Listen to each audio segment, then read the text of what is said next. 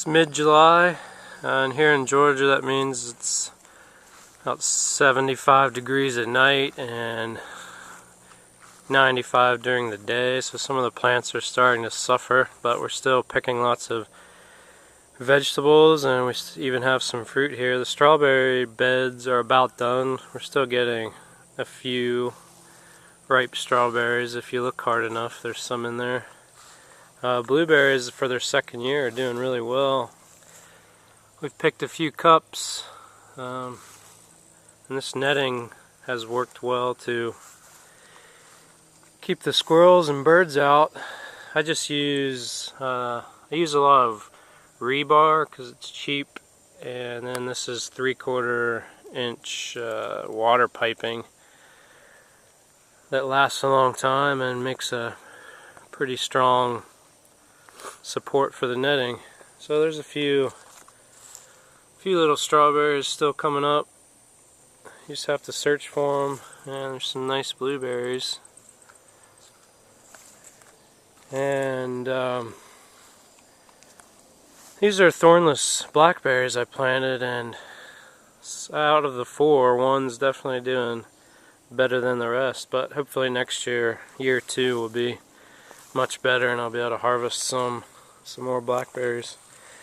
But this is the little mini orchard side of the house. I'll go over and check out the vegetable side. This is a loofah, some sort of gourd that you dry it out and it becomes almost like a abrasive type sponge that you would use in the shower. Leslie's experimenting with that this year, but it's a huge vine without any fruits on it yet, and she's also got 3 or 4 different kinds of beans in here that our friend Sharon gave to us. So they're doing well in the heat. Over here we've got sweet potatoes taking over. Also do very well in the heat down here. We've got some green peppers, red peppers, lots of jalapenos, and of course zucchini. This was supposed to be a compact bush type zucchini, but we've got some fruit in there. Those are ready to pick. Did some sunflowers this year. These are over my head already. Guess we'll try to dry those and make some sunflower seeds. Over here we've got 4 tomato plants that are doing really well. There's a beauty right there. We already picked probably a dozen tomatoes. This one is probably 10 feet high. It's a sun gold variety hybrid. Highly recommended. They're super sweet orange cherry sized tomatoes and very vigorous, easy to grow. Of these 4 varieties that I tried this year, some kind of on mistake because I wasn't sure. I didn't see the tags when I was buying them. Down here, the Better Boy, that's a hybrid as well, indeterminate, did the best. So these are Vortex pole beans, green beans. You can see them up here. They're doing well. We harvested a bunch before it got really hot, and now they're slowing down a little bit, but maybe when the weather cools they'll pick back up. This is another experiment I'm doing this year with having vines go up a trellis. So these are butternut squash growing up a trellis. It's just one plant.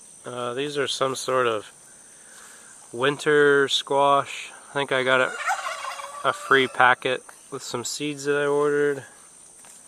Now this is a pumpkin over here, which actually grew all the way up top and is now has a pumpkin hanging there, which I'll have to support with like a mesh nylon bag, kind of like you get onions at the grocery store in. So I'll just make a little pumpkin hammock for that guy. And down here we've got that's a watermelon. It's about the size of a golf ball right now, but I'll have to support it too if it makes it. So far it's working. I don't know if the fruit will be the same size as they would be grown on the ground. Down here there's another sweet potato and a watermelon, and these cucumbers. This is a Corinto hybrid cucumber, and this is only 3 plants, and it's way more than I've been taking bags to work and giving them away. People that leave their windows rolled down in parking lots, I sneak some in. But this is the best cucumber production I've ever had. These things are going wild. We also have another variety. I think this is Jackson, but it's more of a, I don't know, there's a ton of, these are more of like pickling style cucumbers. This plant's a little, I don't know, it's more compact and spiky, and it's not climbing quite as well as the Corinto. But it's a good variety. They're both doing well. The Corinto produced earlier and a lot more, so I don't know, I might grow both again next year. Just maybe 2 plants is enough. So that's the vegetable side. I'll see if we can keep it going through all the heat. But so far everything's doing. This is the empty garlic bed. So we've already cured our garlic, and Leslie spent some time braiding it last night, so I'll probably do a short video on that. But that's it.